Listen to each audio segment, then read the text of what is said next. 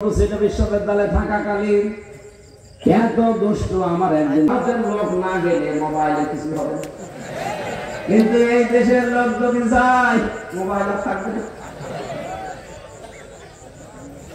নিজে কিছু ছোট মনে হচ্ছিল, আল্লাহ প্রথমে বাংলাদেশের নাম বলল।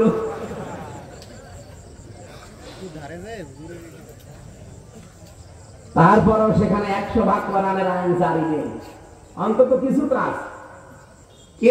নিয়ম নীতি আছে। তাই যদি এরকম হয়, 120টা দেশের ছেলেমেয়েরা লেখাপড়া করছে মালয়েশিয়া বিশ্ববিদ্যালয়ে।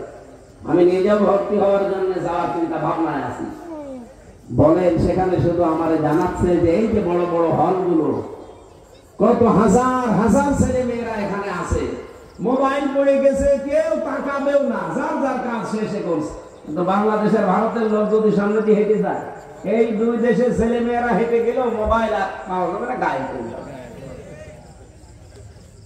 আমার এক দুষ্ট বন্ধু ছিল বিশ্ববিদ্যালয়ে থাকাকালীন, এত দুষ্ট আমার একদিন বলছে, তুমি তো